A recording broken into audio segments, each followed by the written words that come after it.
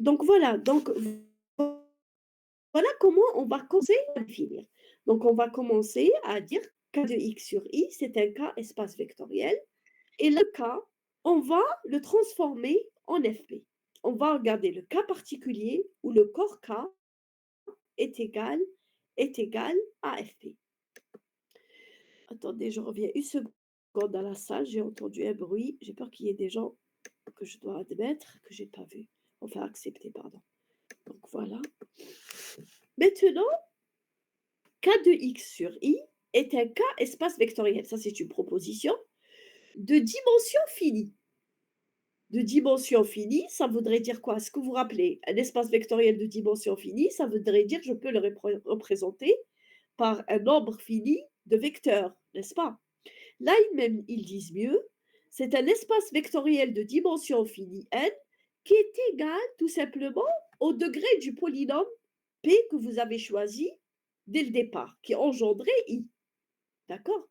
Donc, k de x sur i est un k espace vectoriel de dimension finie n est égal au degré du polynôme p de x tel que i est égal à p, c'est-à-dire tel que i est engendré par p.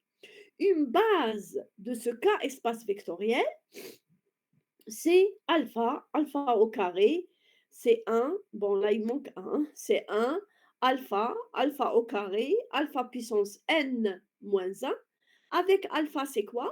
C'est la classe de x modulo p. X lui-même, c'est un polynôme. Donc je peux voir sa classe modulo p. Eh bien la classe de x en tant qu'un polynôme, modulo le polynôme p, le générateur ou est le générateur de ce cas de x sur i, espace vectoriel. Donc, je peux trouver une base, c'est-à-dire je peux l'écrire en fonction, là il manque le 1, je vais juste l'ajouter, je peux l'écrire en fonction de 1, alpha, alpha au carré, alpha puissance n-1, tel que alpha c'est quoi?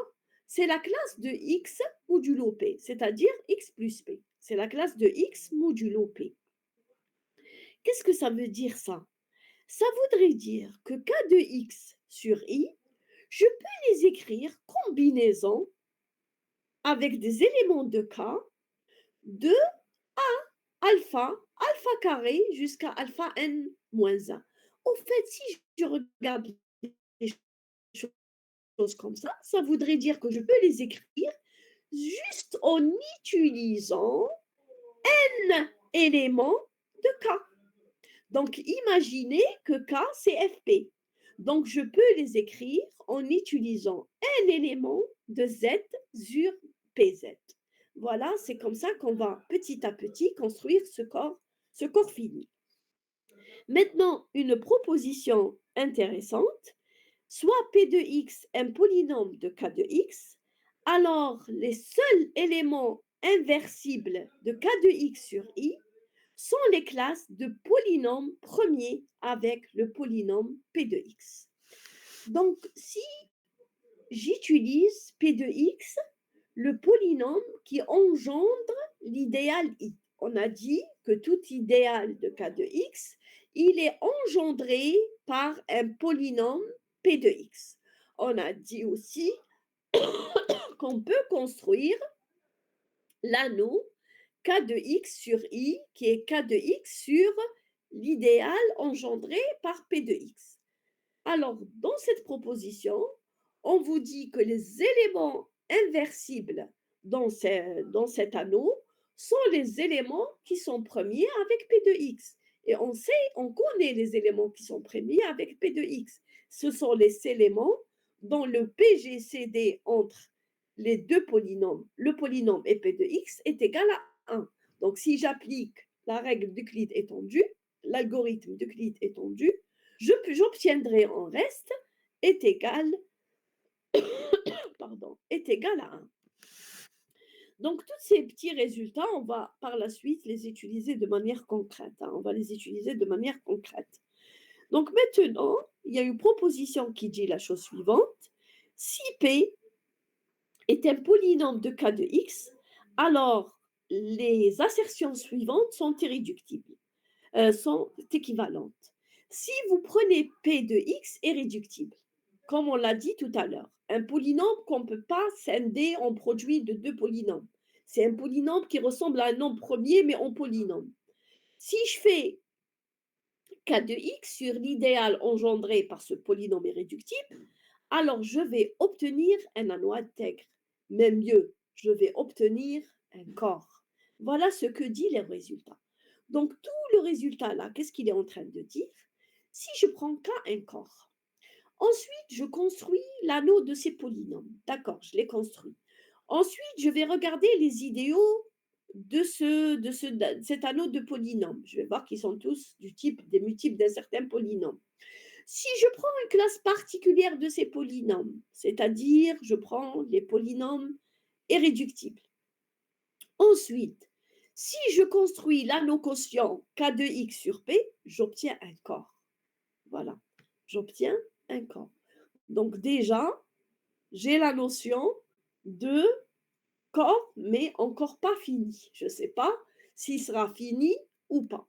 Tout ce que je sais, c'est que c'est un K espace vectoriel engendré d'après la proposition d'en haut, engendré par un alpha jusqu'à alpha puissance n-1 avec alpha, la classe de x. Donc, je suis en train de vouloir construire ce corps fini, d'accord?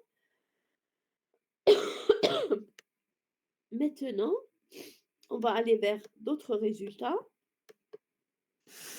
On va commencer maintenant la question qu'on s'est posée. D'accord, j'ai fait ça. Est-ce que j'obtiens un corps fini? N'est-ce pas? J'ai pris un polynôme irréductible. D'accord, on pense qu'on l'a trouvé. Après, on verra comment les construire. J'ai trouvé un polynôme irréductible dans l'anneau K de x. J'ai pris l'idéal engendré par cette polynôme irréductible. J'ai fait l'anneau quotient K de x sur ce polynôme. Je sais que c'est un corps. Maintenant, la question, est-il fini? Est-il fini? Et est-ce que son cardinal m'arrange? Est-ce que son cardinal, il est du type de puissance quelque chose? C'est ça que les questions auxquelles on va répondre tout doucement. D'accord?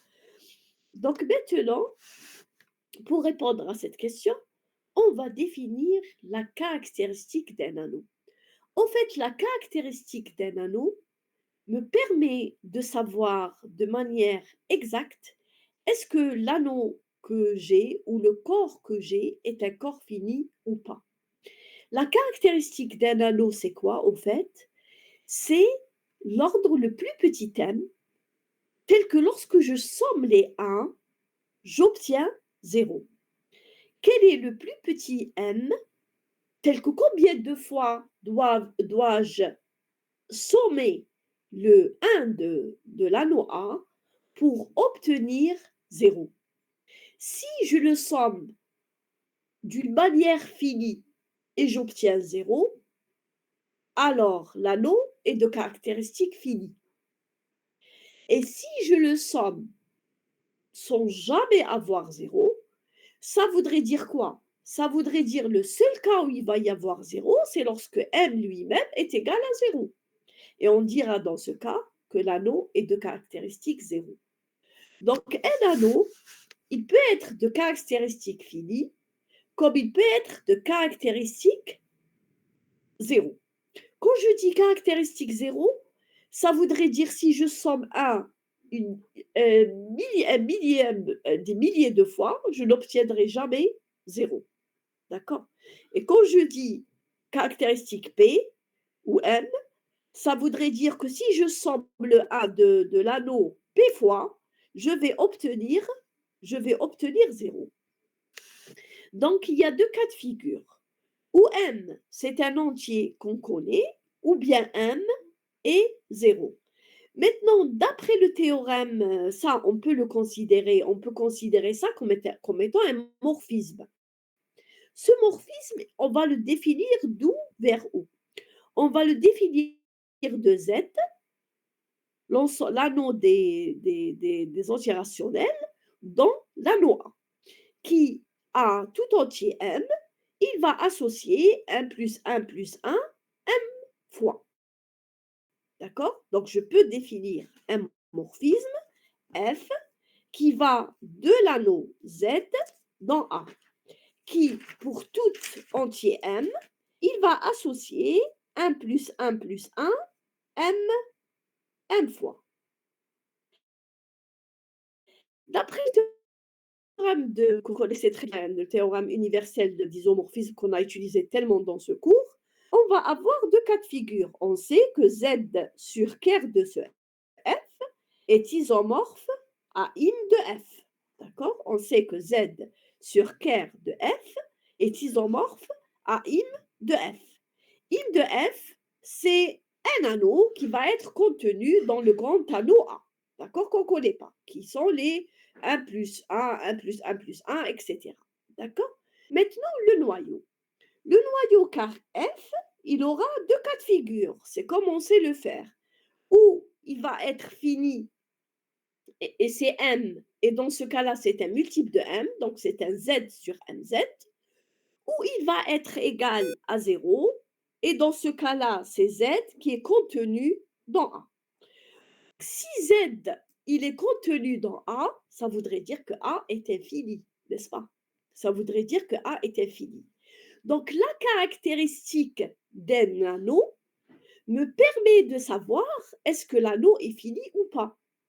D'accord? Dans ce cas-là, le cas où Z est contenu dans l'anneau A ne m'intéresse pas au fait. Si la caractéristique elle est égale à 0, ça ne m'intéresse pas. Ça voudrait dire que le corps que je suis en train de construire est infini. Et ce n'est pas ce que je cherche. Je cherche un corps fini. Donc, ce qui m'intéressera, c'est lorsque la caractéristique de l'anneau, elle est égale à un certain M qui est fini. Pourquoi? Parce que dans ce cas-là, qu'est-ce que je vais avoir? Je vais avoir Z sur MZ qui est contenu dans A, qui est contenu, qui est égal à l'image de F, qui est contenu dans A. Maintenant, si A est un anneau intègre ou si A, même mieux, c'est un corps, alors avec la même application, qu'est-ce que je vais déduire? Je vais déduire que Z sur MZ est contenu dans K. K qui est un corps.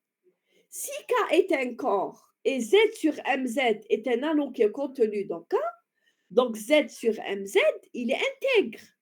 Et puisqu'il est intègre, ça voudrait dire que M est premier. Et donc, un corps, de manière générale, quel qu'il soit, il a deux cas. Ou il est de caractéristiques nulles et il est infini, ou il est de caractéristiques P avec P premier. Donc, un corps a deux types de caractéristiques. Ou il est de caractéristique 0 et il est infini et il ne m'intéresse pas, ce n'est pas l'objet de mon cours. Ou il est de caractéristique P premier et dans ce cas-là, il sera forcément fini. On verra pourquoi. Est-ce que c'est clair cette partie? Est-ce que cette partie du slide est claire? J'aurais aimé faire ce cours en présentiel, mais comme je suis tombée malade, désolée. Est-ce que c'est clair ce qu'on est en train de faire? Je vais aller vers la salle pour voir vos questions. Si vous avez des questions, allez-y. C'est bon pour tout le monde? C'est bon ce qu'on est en train de faire? Donc, on est en train tout doucement de construire, on est en train de construire tout doucement les corps finis. D'accord? On est en train de les construire.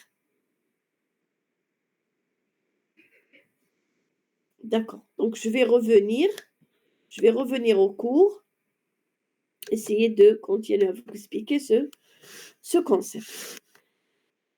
Donc, ce qu'on va faire au fait, on va s'inspirer, on va chercher la caractéristique. Si je sais que le corps est de caractéristique finie, donc il va forcément contenir Z sur PZ. S'il contient Z sur PZ, c'est là où on va réfléchir à pourquoi ne pas dire que c'est un Z sur PZX sur un polynôme, l'idéal engendré par un polynôme irréductible. Donc, il y a un théorème qui dit la chose suivante. Si K est un corps fini, alors K étoile est cyclique. Donc, au fait, ce qu'on va essayer de faire, on a compris maintenant que s'il est fini, il doit être de caractéristique P. S'il est de caractéristique P, il va forcément contenir le Z sur PZ. Alors, comment on va faire? On va construire ce corps fini à partir de FP ou bien de Z sur PZ. Donc, ça va être Z sur PZ de X sur un idéal engendré par un polynôme irréductible dans Z sur PZ. On a même un résultat très intéressant qui dit que si j'ai K un corps fini, même s'il n'est pas Z sur PZ, hein, si j'ai K un corps fini, alors K étoile, le groupe des multiplicatifs, va être un groupe cyclique qui va être à bien sûr Q-1 éléments et qui sera à phi de Q-1 générateur.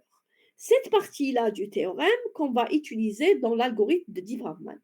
Mais pour le moment, on va d'abord comprendre comment construire ces corps finis. D'accord? Bien sûr, l'ensemble des autres générateurs, si alpha est un générateur, les autres générateurs, c'est alpha puissance k avec le PGCD entre k et alpha est égal à 1. Tout ça, on le verra, plus tard. D'accord? Cette partie du théorème, on va y revenir. Maintenant, je vais vous donner un exemple où on va construire un corps de cardinal 5 puissance 3. D'accord? Suivez-moi.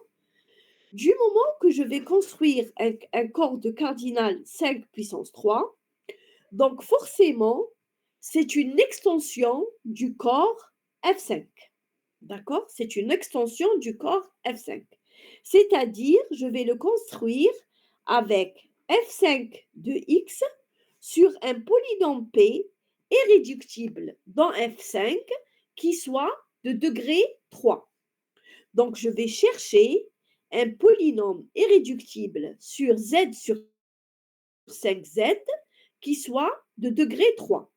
Par exemple, ici, je prends le polynôme P de x est égal x au cube plus x plus 1. Regardez ce polynôme. Je vais vérifier, c'est un polynôme qui est de degré 3 sur f5 de x. Je vais vérifier qu'il s'agit d'un polynôme irréductible. Qu'est-ce que ça voudrait dire un polynôme irréductible? C'est un polynôme que je ne pourrais pas composer produit de deux polynômes. Ici, il a quel degré? Il est de degré 3. Donc, pour que je puisse le décomposer en produit de deux polynômes, il faudrait que je le décompose avec un polynôme de degré 1 fois un polynôme de degré 2. Sinon, je n'ai pas le choix. S'il est degré 3, ça voudrait dire l'un de ses associés. Donc, pour le décomposer complètement, je dois avoir un polynôme de degré 1 multiplié par un polynôme de degré 2. Si je dis un polynôme de degré 1, qu'est-ce que ça voudrait dire? Ça voudrait dire qu'il admet une racine dans z sur sec z, n'est-ce pas? Ça voudrait dire qu'il admet une racine. On vérifie. Z sur sec Z, il est constitué de combien d'éléments? De 5 éléments. La classe de 0, la classe de 1, la classe de 2, de 3 et de 4. Je vérifie et je vois qu'aucune de ces classes n'est racine. Ni la classe de 0 n'est racine, ni la classe de 1 n'est racine, ni la classe de 2, ni la classe de 3, ni la classe de 4. Et donc, P de x n'admet aucune racine dans F5, dans Z sur 5Z. S'il n'admet aucune racine sur F5, ça voudrait dire qu'il est irréductible, que je ne peux pas l'écrire produit de deux polynômes, l'un de degré 1, l'un de degré 2. C'est la seule solution. Il n'y a pas une autre décomposition possible. Et donc, s'il n'admet pas de racine, il est irréductible dans F5. Puisqu'il est irréductible, donc je vais construire le corps qui va être de quel type de corps? C'est F5 de x par l'idéal engendré par ce polynôme. D'accord? Ça va être F5 de x par P, alors que P, c'est le polynôme irréductible x3 plus x plus 1 et l'idéal engendré par P. Est-ce que c'est clair cette partie? Parce qu'au fait, c'est surtout ça ce qu'on va travailler. Est-ce que c'est clair? Pardon. Est-ce que c'est clair?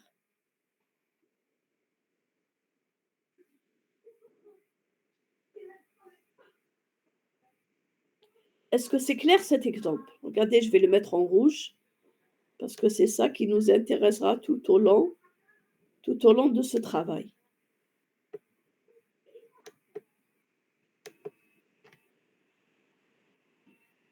D'accord?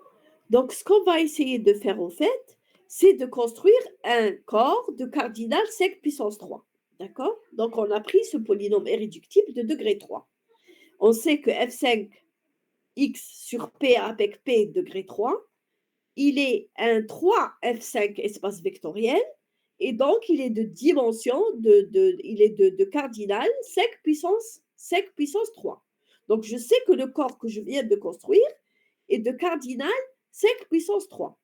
Maintenant, la question qu'on va se poser, quelles sont les lois qui gèrent ce corps? Quelle est la loi de l'addition et quelle est la loi de la multiplication?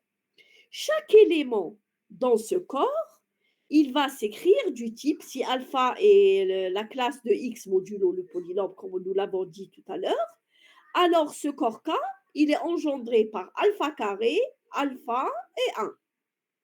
Autrement dit, chaque élément, il va s'écrire A0 plus A1 alpha plus A2 alpha carré.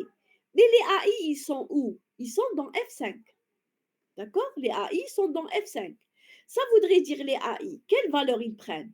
0, 1, 2, 3 et 4. Voilà, c'est les seules valeurs qu'ils peuvent prendre.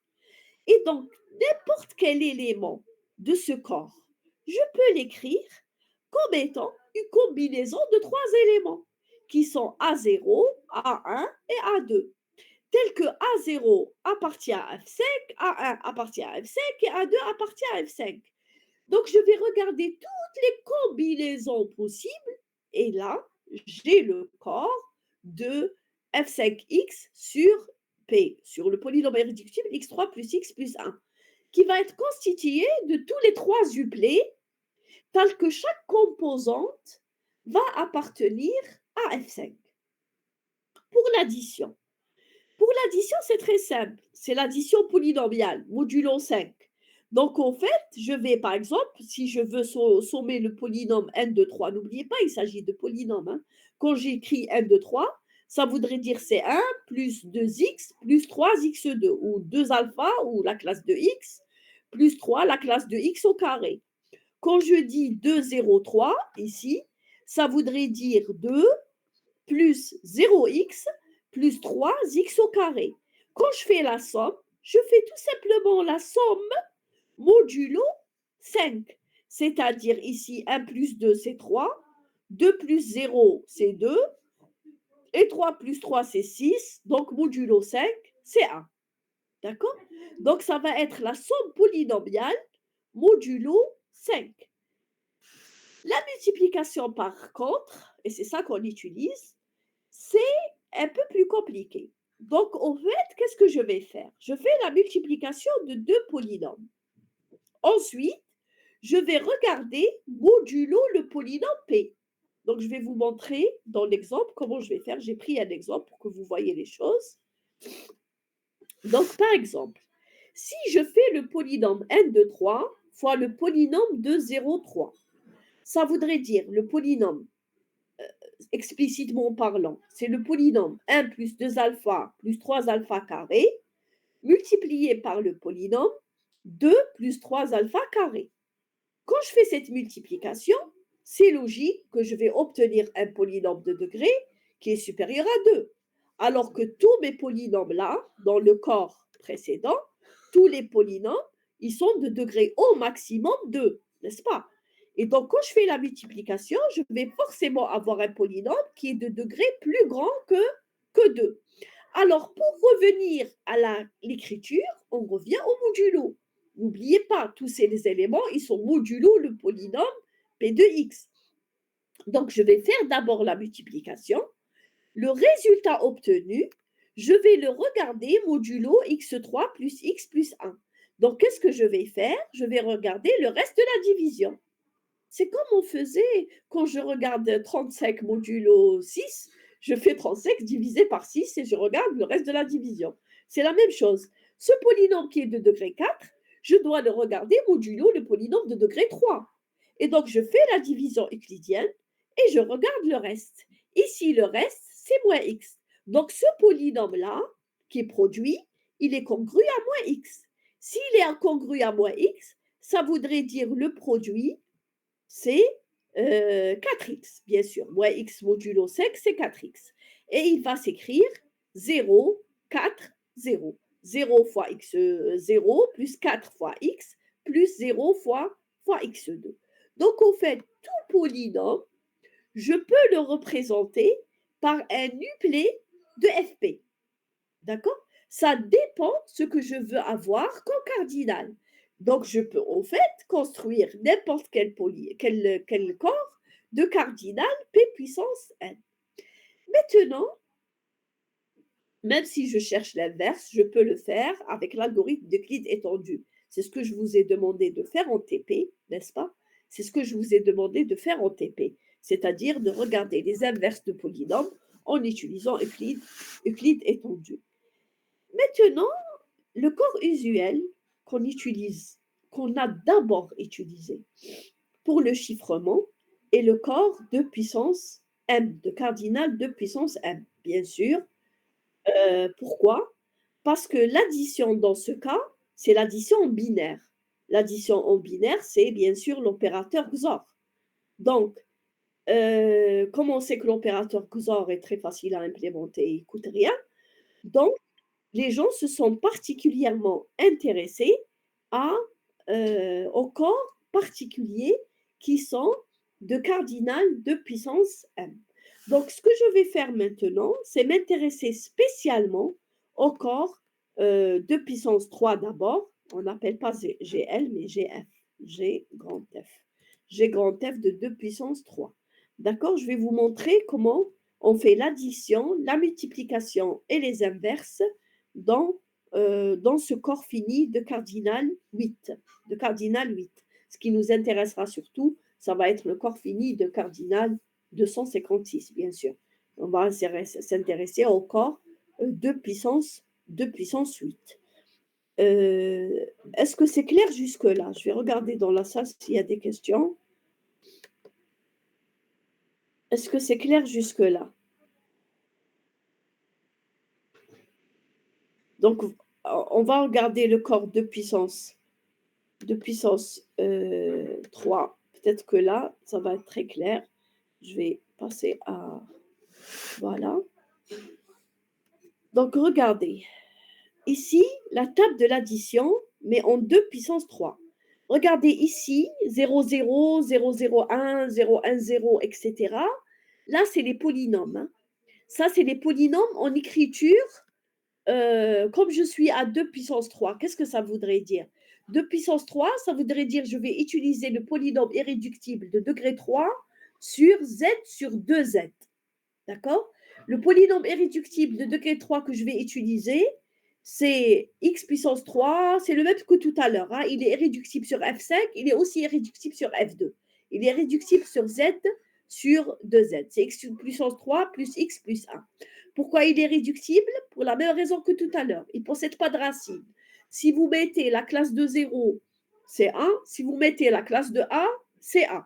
Donc, il n'a pas de racine dans z sur 2z, donc il reste irréductible. Donc, quand je dis le corps fini de 2 puissance 3, je veux dire z sur 2zx que divise ou quotienté par le polynôme l'idéal engendré par le polynôme x3 plus x plus 1 dans z sur 2z. Autrement dit, c'est les polynômes de degré inférieur ou égal à 2 dont les coefficients sont dans z sur 2z. D'accord? Donc l'addition ici, comme je vous disais tout à l'heure, ce n'est rien d'autre que l'opération XOR. Donc c'est rien du tout. Donc quand je somme par exemple, quand je dis par exemple la somme de 0, 1, 0 qui représente 2 par la somme de 1, 0, 0, je vais obtenir 1, 0, 1, c'est-à-dire je vais obtenir 6. D'accord? Donc, je peux faire l'addition juste en faisant l'opérateur que vous avez déjà utilisé dans plusieurs de vos cours. D'accord? Ça, c'est pour l'addition. Est-ce que c'est clair l'histoire de l'addition? Est-ce qu'elle est claire l'histoire de l'addition?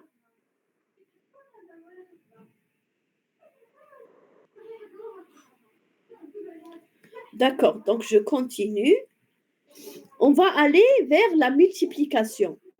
Dans la multiplication, je vous ai dit tout à l'heure, c'est comme on a fait pour les deux polynômes de tout à l'heure modulo 5, on fait la multiplication, d'accord, des polynômes. Ensuite, on les réduit modulo le polynôme de degré 3, qui est x3 plus x plus 1. D'accord? Bien sûr, cette réduction, elle est propre à ce polynôme. C'est-à-dire, si je change de polynôme irréductible, je vais changer la division, évidemment. C'est comme dans les nombres premiers. Quand je change le nombre premier, je vais évidemment changer le quotient, évidemment. Donc ici, c'est la même chose. C'est-à-dire que le polynôme irréductible qu'on a choisi, c'est x3 plus x plus 1, parce qu'il est aussi irréductible dans z sur 2z. Donc ici, quand je fais les multiplications polynomiales, après, qu'est-ce que je vais faire? Je vais réduire modulo le x3 plus x plus 1. D'accord? Et là, enfin, les inverses multiplicatives et additives. Ici, les inverses, regardez, quand je fais la table de multiplication, je peux déduire les inverses. Regardez là. Par exemple, l'inverse de 2 ici, c'est quoi? 2, c'est bien sûr, c'est 0, 1, 0. Hein? L'inverse de 0, 1, 0, c'est quoi? Je vais regarder où ça se projette sur 1. C'est 1, 0, 1. D'accord? Regardez. Par exemple, si je cherche l'inverse de 2, c'est quoi? L'inverse de 2 qui est 0, 1, 0, c'est quoi son inverse? C'est 1, 0, 1. D'accord? Qui est 5. D'accord? Donc ici, dans cette table de multiplication, je peux aussi déduire les inverses, d'accord? Ou bien utiliser, évidemment, au lieu de faire toute une grande table de multiplication comme ça, utiliser l'algorithme d'Euclide étendu. Donc ici, j'ai les symétriques et j'ai aussi les inverses. J'ai les symétriques, mais j'ai aussi les inverses. Bien sûr, les symétriques, c'est facile, c'est juste modulo 5, c'est-à-dire si vous avez moins 2, vous rajoutez 3, etc. Vous rajoutez 5 et ça devient 3, etc. D'accord? Donc ici, c'est les inverses. Donc, au fait, dans ce corps fini à 8 éléments, je peux faire l'opération XOR, donc je peux faire l'addition, ce qu'on appelle l'addition communément. Je peux faire la multiplication, je peux mieux, je peux calculer l'inverse de chaque élément. D'accord? Et ça en utilisant ces opérations mathématiques. Maintenant, un résultat très intéressant qui dit qu'en fait, tous les corps finis que vous pouvez construire, ils sont de cardinal P puissance n, ça c'est la théorie de Galois, et en plus, ils sont tous du type fpx sur px avec p premier. Qu'est-ce que ça veut dire ça? Ça voudrait dire, quel que soit le nombre premier que je cherche, je peux toujours construire un corps 5 au carré, un corps 5 au cube, 13 au carré, 13 à la puissance n. Je peux toujours construire un corps de cardinal P puissance n. C'est quoi ce corps? Ce n'est rien d'autre que fpx, maintenant 13. C'est f13x sur un polynôme irréductible. Si je veux que ce soit 13 au carré, je dois prendre un polynôme irréductible de degré 2. Si je veux que ce soit à la puissance 5, je prends un polynôme irréductible de degré 5, etc. Donc l'histoire la plus intéressante, c'est de déterminer comment voir tous ces polynômes irréductibles. Ça, c'est ce qu'on fera dans le prochain cours, pas aujourd'hui. Je vais vous montrer comment on trouve ces polynômes irréductibles. Maintenant, pourquoi on utilise ces corps finis? D'accord? Pourquoi on utilise ces corps finis et pourquoi on s'est intéressé à 2 puissance n? Pourquoi on s'est intéressé à 2 puissance n? Quand on s'approche de ça, on va parler du chiffrement AES. Le chiffrement AES, qui est Advanced Encryption Standard, est un chiffrement par bloc. Il est symétrique, d'accord? La clé de chiffrement, c'est la même clé de déchiffrement. c'est un chiffrement par bloc et non pas par flot. C'est-à-dire qu'en fait, on va décomposer notre message en blocs de 128 ou de 256. En fait, on va les décomposer en blocs de 128. Et on va appliquer la S-Box qui, elle, va utiliser un standard de 256 ou bien 292 ou bien 228. Donc, au fait, c'est ça l'idée. L'idée, elle s'appuie essentiellement sur ce que nous venons de faire. Donc, je vais vous montrer. Maintenant, avant de continuer à parler de l'AES, je voudrais juste vous poser une question, revenir dans la salle et vous poser une question. Est-ce que vous avez fait AES quelque part? Est-ce que vous l'avez fait en cours de sécurité ou là? Je veux juste savoir, avoir une réponse à cette question. En L3, d'accord. Donc, vous l'avez vu en sécurité. Qui a dit en L3, qui a dit non? Les L3, je pense, tu as GTR, là. Les L3, tu as GTR. S'il vous plaît, donnez-moi juste l'information. Ah, les L3, ah non, ACAD, vous ne l'avez pas fait. D'accord, donc ACAD, non. ISIL, non. Les gens de GTR l'ont vu déjà. Ah, externe. Vous l'avez fait dans une autre université, c'est ça? C'est ça? Oui? D'accord, d'accord, d'accord, j'ai compris. Donc, je vais vous montrer pourquoi. Parce que c'est le TP que je compte, c'est le TP que je compte vous donner, d'accord? Vous allez voir, il n'est pas difficile du tout. Mais parce qu'il est détaillé, vous allez trouver plein de gens qui l'expliquent très très bien. Mais c'est juste que je voudrais que vous voyiez comment la S-Box, on l'a construit. On l'a construit en utilisant la théorie des corps finis, d'accord? Je vais vous montrer l'idée. Donc, je vais vous expliquer, je vais revenir au cours. Donc, pour les gens de Bebzoar, on ne l'a pas fait. Peut-être que vous allez la faire de manière plus détaillée en deuxième semestre. Je ne sais pas ce qui se passe dans le deuxième semestre. Je vais juste vous donner l'idée. Donc, l'idée est la suivante, au fait. L'idée, c'est de décomposer d'abord le message en 128 bits ou en général en 128 bits chaque bloc. D'accord? Par la suite, on utilise une clé. Une clé qui est de longueur à peu près 10. D'accord? Qu'est-ce qu'on fait? On fait key addition layer. Ça, qu'est-ce que ça veut dire? Ça voudrait dire qu'on prend notre message bloc décomposé. Bien sûr, on va faire ça autant de blocs pour autant de blocs qu'il y en a. Hein. Bien sûr, on ne va pas faire la même chose pour tous les blocs. Faites très attention. Parce que si on fait la même chose pour tous les blocs, c'est sûr qu'il va y avoir une redondance et qu'on va lisser des patterns de telle sorte à ce que ça va être facilement décrypté ou craqué. Donc, ils font de telle sorte à ce que ce soit maintenant dans la partie, après avoir addition layer, là, c'est key addition, c'est ça ce que je vous disais tout à l'heure. Toutes les opérations qu'ils vont faire, ils vont les faire dans le corps 2 puissance 8. D'accord? Le corps fini 2 puissance 8. Donc, les opérations d'addition ici, ça va être juste modulo 2. C'est un XOR. D'accord? Un XOR tout bête, tout simple. Vous allez voir à un moment donné qu'au départ, ils vont transformer le message en matrice 4x4. Bon, tout ça, c'est le travail que je vous demande de faire en troisième TP, d'accord? Ensuite, en troisième mini-projet. Ensuite, il y a un bloc qui est la byte substitution layer. C'est ça qui m'intéresse. Pourquoi? Parce que dans cette substitution, ce shift, qu'est-ce qu'ils vont faire surtout? Ils vont aller construire la S-Box. C'est quoi la S-Box? La S-Box, au fait, ce sont, je vais vous montrer dans le slide qui vient juste après pour que vous voyez. La S-Box, c'est quoi? C'est écrire tous les éléments sur 2 puissance 8 bits, c'est-à-dire 256, c'est-à-dire 16 fois 16.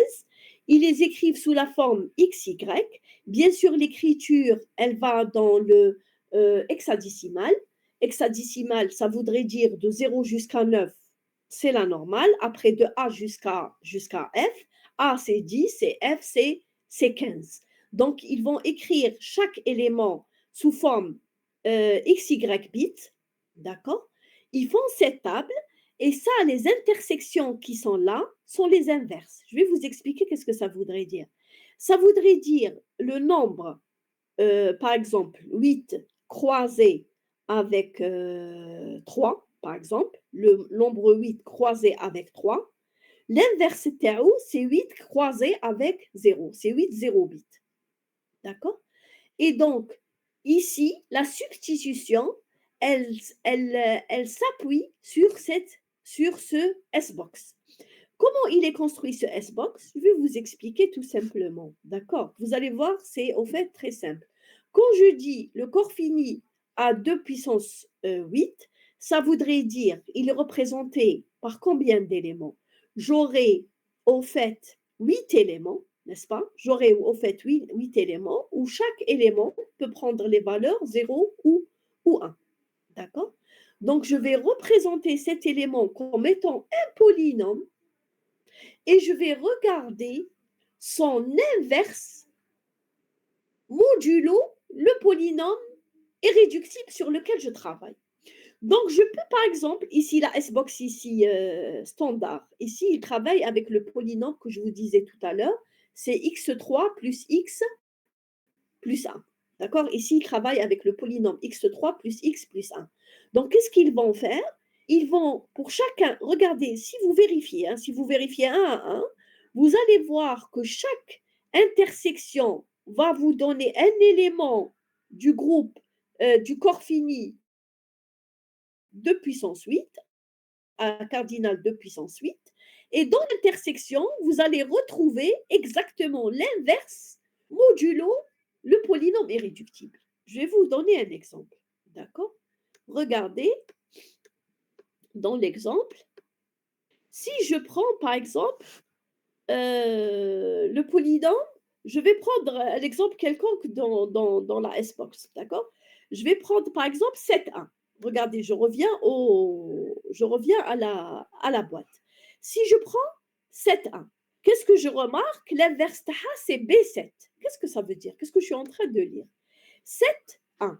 7, la représentation binaire tao, c'est celle-là, n'est-ce pas? C'est X. Le 1, la représentation binaire tao, c'est celle-ci. Donc là, c'est 1, 1, 0 et l'autre, c'est 1, 0, 0, 0. Ça représente la représentation hexadécimale de cet élément qui est dans le corps fini de puissance 8. Maintenant, que dit la table? Elle dit que son inverse, c'est B7. Autrement dit, B c'est quoi? A c'est 10, B c'est 11. Donc B c'est quoi? C'est 1, 0, 1, 1. Et 7, c'est 0, 1, 1, qui représente le polynôme P de X. Donc qu'est-ce qu'elle est en train de dire, la boîte, la S-box? Elle est en train de dire que le polynôme A de X, qui s'écrit sous la forme x puissance 6 plus x puissance 5 plus x puissance 4 plus 1, puisqu'il y a là des zéros, son inverse, c'est le polynôme x puissance 7 plus x puissance 5 plus x puissance 4 plus x au carré plus x plus 1. Modulo quel polynôme? Le polynôme irréductible qui doit être de degré 8. Et donc, c'est quel polynôme? C'est x puissance 8 plus x puissance 4 plus x3 plus x plus 1. Bien sûr, si je change ce polynôme irréductible, si j'utilise un autre polynôme irréductible, je vais avoir une nouvelle S-box. Je vais avoir une nouvelle S-box. Donc, je peux avoir une S-box pour n'importe quel élément irréductible. D'accord? On peut, bien sûr, vous pouvez vérifier en faisant la multiplication polynomiale, ensuite en faisant la division par ce polynôme, qu'il s'agit effectivement, le reste c'est un modulo ce polynôme. Donc, dans l'AES, qui est l'un des systèmes cryptographiques les plus avancés, elle est venue pour améliorer la DES, qui avait beaucoup de problèmes. Donc, l'AES, c'est un système cryptographique très, très puissant et il s'appuie essentiellement sur la théorie des corps finis. Voilà comment se construit, voilà comment se fait ce module, le module qui est là, byte substitution. Donc, au niveau de byte substitution, qu'est-ce qu'il va se faire? Ils vont remplacer chaque élément par son inverse. D'accord? Ensuite, ils vont faire des shift lows. Les shift lows, ils vont faire des multiplications vectorielles et matricielles modulo toujours, ils sont toujours dans le corps de puissance finie de cardinal de puissance 8. Et enfin, ils appliquent bien sûr Cipher ou le chiffrage de Cipher. Donc là, voilà comment se déroule l'AES basé sur les corps finis. Maintenant, moi, ce que je vous demanderai de faire dans le TP, le dernier TP, bon, je laisserai le choix, je laisserai le choix entre AES et Deep Pacman. Ceux qui veulent travailler AES, ils travaillent AES. Ceux qui veulent travailler Deep Pacman, parce qu'après, je vais faire la suite. Je vais vous donner comment on utilise toujours les corps finis pour le système Deep Pacman. La différence entre AES et Deep Pacman, c'est que AES, c'est symétrique et Deep Pacman, c'est pas symétrique. Hein, c'est asymétrique, si je ne me trompe pas. Donc voilà en tout, voilà en tout ce que je voulais vous faire comme cours pour aujourd'hui. J'espère m'être bien expliqué parce que je sais que le cours est difficile en lui-même. Hein. Il est reconnu comme étant difficile. Donc, j'espère que vous avez compris ce que nous avons fait aujourd'hui. Est-ce que c'est clair ce que nous avons fait aujourd'hui? Si vous avez des questions, allez-y. Hein. Est-ce que c'est clair ce que nous avons fait?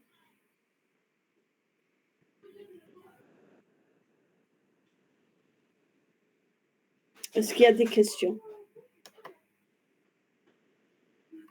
Est-ce qu'il y a des questions?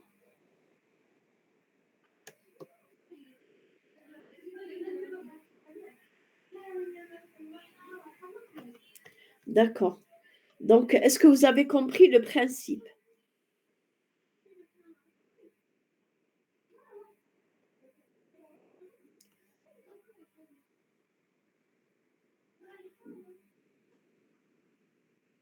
C'est bon? Est-ce que vous avez des questions sur ce qu'on vient de faire?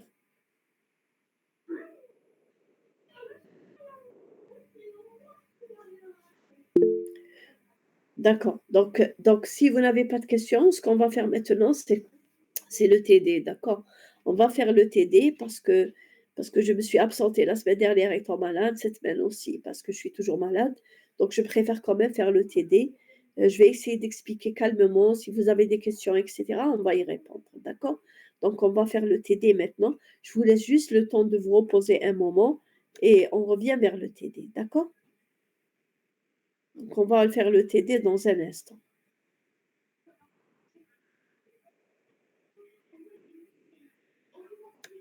Donc, je vais arrêter le partage du cours.